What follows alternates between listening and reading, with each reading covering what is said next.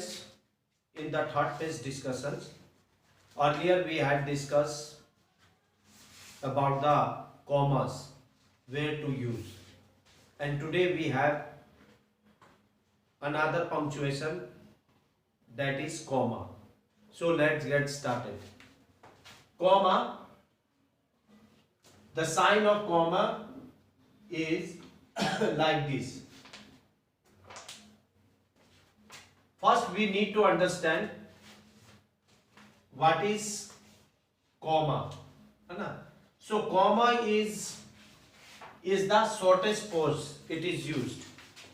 Whenever while speaking, sometimes we take a just little gap and abruptly we start to the next statements. So in a written basis, that comma is used in a sentences in that sense. So it is the shortest pause. इसको हम लोग shortest pause जिसमें कि थोड़ी देर रुकते हैं, that means we can say that half second में abruptly हम लोग start कर देते हैं. So in a written basis, comma जो है ये shortest pause को रिफ्लेक्ट करता है, कन्वे करता है. तो in a sentences there is a shortest gap that we use to implies और to show the shortest pause in a sentences we use comma. तो ऐसे उसमें हम लोग कॉमा का यूज करते हैं जिसमें कि हम लोग शॉर्टेस्ट पॉज लेते हैं व्हाइल वर्बली स्पीकिंग. उसी प्रकार से रिटन बेसिस में भी हम लोग शॉर्टेस्ट पॉज को हम लोग कॉमा के रूप में लेते हैं. तो comma where we have to use comma, तो सर्टेन कंडीशंस, ऐसे conditions in which we have to use comma, not others punctuations, otherwise it will be get wrong and it convey another sense. तो वो which is very wrong, जो कि पूरी तरह से वो क्या होगा, गलत होगा. तो ऐसे कंडीशन में we have to remember, so in that sense we have to use comma. ऐसे सेंस में हम लोगों को कॉमा लेना है जिसमें कंडीशन ऐसा बना हो. जैसा for an example first one, to separate words in series, यानी कि शब्दों को जो दिए गए शब्द है उसको सेपरेट करने के लिए हम लोग कॉमा का यूज करते हैं. कैसा? सीरीज में. जैसे one an example which I have written here, the food they served was delicious, nourishing and affordable. इससे क्या मालूम चलता है कि the food they served, the food, कौन सा फूड? जिसे क्या किया गया, परोसा गया है, वो क्या है, डिलीशियस है. कैसा है वो? स्वादिष्ट है. उसके बारे में एक और चीज क्या बताएगा, नरिशिंग भी है, पोषण से भरा हुआ, दैट इज, एंड अफोर्डेबल, यानी कि उसको हर कोई अफोर्ड कर सकता है, खरीद सकता है. तो वो फूड के बारे में कुछ something is telling about the food. वो कैसा फूड है? डिलीशियस है, नरिशिंग है एंड अफोर्डेबल. यहां पर and as a conjunction it is used. तो यहां पे तीन चीज के बारे में बताया गया, एक तो डिलीशियस है, एक नरिशिंग है एंड अफोर्डेबल है. तो अफोर्डेबल इट इज, ये कनेक्टेड वर्ड है, एंड तो ये दोनों के बीच में कुछ लैकिंग ऑफ हो रहा है, कुछ कमी है इन दिस सेंटेंस में, वो है क्या, कॉमा. सो ऐसे सेंस में हम लोग taking a shortest pause between these two words, delicious, nourishing and affordable. While speaking also, हम लोग बोलने के दौरान भी हम लोग थोड़ा सा गैप ले रहे हैं, delicious, nourishing and affordable. So verbally do practice, you will come to know automatically, that is there is shortest pause that we are taking, जो कि हम लोग ले रहे हैं while speaking, बोलने के दौरान में. तो in that sense in a written basis we have to use comma. So ये delicious, nourishing ये अलग अलग दो शब्द है, लेकिन और एफोर्डेबल अलग शब्द है। तो ये एक चीज से जुड़ गया है, वो क्या है,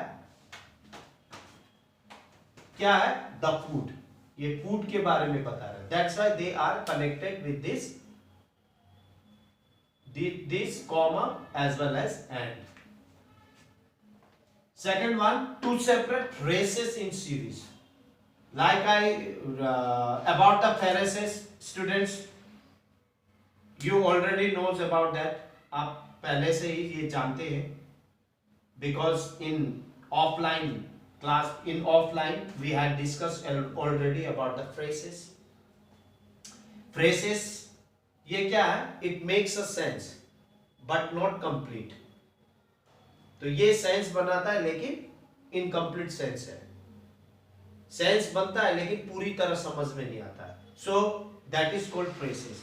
तो in a sentences where there is phrases, if there is several types of phrases in a sentences, that time also we use comma। तो ऐसे उसमें भी हम लोग कॉमा यूज करते हैं। Here, Gandhiji was respected by all kinds of people, rich and poor, young and old, high and low. See, while reading also I am taking a little gap between these phrases. तो सबसे पहले हम लोग को देखना है where is types of phrases is there, कितने प्रकार के, how many phrases that it is in the sentences. तो ये सेंटेंस में हम लोग के कितने फ्रेसेस हैं। Gandhi ji was respected by all kind of people, यहां पे Gandhi ji, it's make a complete sense, all kind of people, by all kind of people. कैसे पीपल? Rich and poor. देखो, all kind of people, there should be a gap, all kind of people, rich and poor, एक ये phrases हो गया, एक phrases. All kind of people, ये भी एक फ्रेसेस है। ये फ्रेसेस से इस फ्रेसेस को क्या कर दिया गया, सेपरेट कर दिया गया। ये फ्रेसेस है, phrase, this one is also phrase, it is get separated by this comma. All kinds of people, rich and poor, there should be also gap here, young and old, this one is also phrase,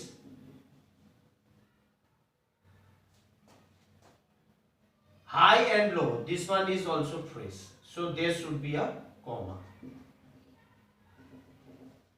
So these are the conditions that comma is used to separate the phrases in series. Third one, two separate clauses in series. See, clauses in the offline class already we had discussed, हम लोग ने ये discuss कर चुके थे। तो again to remind you that clauses उसको बोलते हैं where there is having on subject and verb, जिसका खुद का एक अपना सब्जेक्ट हो और वर्ब हो, और it is a part of sentence, और ये हिस्सा है किसी मेन सेंटेंस का, ये हिस्सा होता है, उसी को हम लोग, that is called clauses. So here we have, I do not know who he is, how he got in, और why he is here. So in this sentences there is a more than two clauses, इसमें दो से ज्यादा clauses है। तो therefore while reading also there is a sentences, there should be a gap between the clauses. तो यहां पर हम लोग देख सकते हैं, आई do not know who he is, who he is, ये एक कंप्लीट सेंस बनता है। आई डू नॉट नो, मुझे नहीं मालूम, हु ही इज, वो कौन है। तो ये कंप्लीट सेंस हो गया, ये क्लॉजेस हो गया, एक clauses. Next one, how he got in, how he got in, और why he is here, how he got in, यहाँ वो कैसे है, इसका मतलब this one is also complete sense, ये भी एक how he got in, ये एक clauses है, that's why यहाँ पर एक कॉमा आ गया. Now or why he is here. Now if we read from beginning, now it is completely, it is easy, it what the writer reflects, जो writer ने लिखा है ये किस तरह से ये रिफ्लेक्ट कर रहा है टू द लिसनर. तो इससे क्या होता है, completely it makes a sense, proper sense. तो कंप्लीटली ये एक प्रॉपर सेंस बनता है. आई do not know who he is, how he got in और व्हाई ही इज हियर. तो यहां पर तीन बातों को पूछा गया है, तो ये तीन बात एक कंप्लीट सेंस बन रहा है. तो that's why comma for a shortest pause. तो हम लोग इन सेंटेंस में क्लोजेस के बीच में शॉर्टेस्ट पॉज ली, तो जिसमें कि तीन चीजों के बारे में पूछा गया है. तो अलग अलग करके ये shortest pause helps us to understand what it is conveying in this statements. Next one, fourth, to separate the parts of date or any words for following the dates. तो यहां पे बताया गया कि to separate the parts of date, date में date को अलग करना. following parts जो डेट के साथ, जैसे मंथ हो गया, मंथ के साथ साल को अलग करना, मंथ के साथ आने वाला उसके बाद जो नाम उसको अलग करना, सम ऑफ द वर्ड्स. तो here we can see that October 19 2019 something is lacking of, इसमें कुछ कमी है. अक्टूबर 19 ये एक प्रॉपर सेंस बनता अक्टूबर 19. अक्टूबर 19 कब, in 2019. So there it is should be a shortest pause which is comma. So in that sense we use comma, then it will be help to understand clearly. Next, fifth one, two separate expressions like yes or no, oh etc. Sometimes हम लोग expression वहां जाओगे, sometimes we is used to ask to someone, किसी को भी, anyone to ask in our friend circle.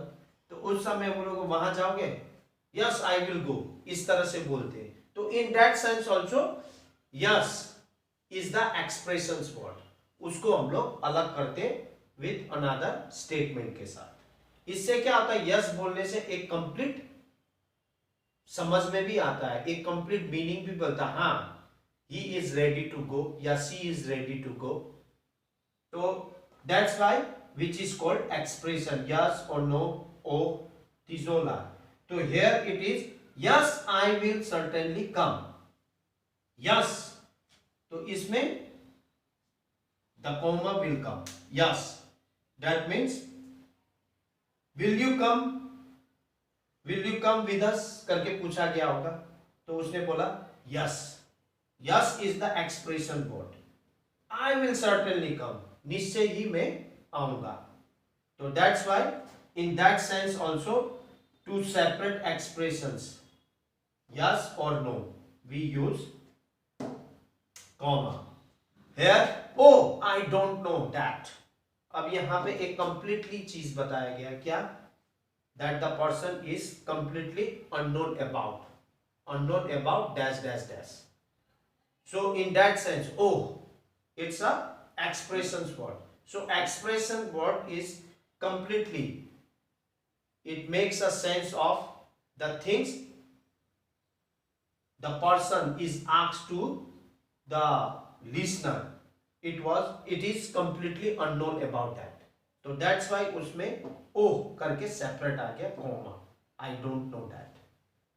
So students, this is the comma, and there is one more comma we will discuss continuously. Now we have two more discussions of when to use comma, कब हम लोग को comma use करना है. तो to separate the question tag from a statement, question tag from a statement, statement से question tag को separate करना है. In that condition also we have to use comma. So there is one example. This news is true, isn't it? This one is question tag. This is a question tag. Question tag. That's why this question tag will be separated by this statement by comma. It's a statement. अब इस statement को question tag से separate करना है by using comma. So in that condition also we use comma. Another one, in a letter after the salutation and after the complimentary clause. While writing a letter, from the beginning, that is salutations, शुरुआत में हम लोग लिखते हैं, किसी को संबोधित करते हैं, उसको बोलते हैं salutations, that is dear Ravi, उसमें हम लोग कॉमा डालते हैं. And after the complimentary clause, जब sentence या sorry letter जब if it is खत्म हो जाता है, when it is closed, तो उस समय हम लोग complimentary clause करते हैं. तो उसमें हम लोग yours sincerely ये सब लिखते हैं. तो in that sense also we use comma. So these are the discussions of related comma, where to use. If it is like these conditions, then we have to use comma. I hope that you understood. So students, I have a homework related with this comma, that is your book exercise number 1, that is homework for you all. See you in the next discussion. Till then, goodbye and take care.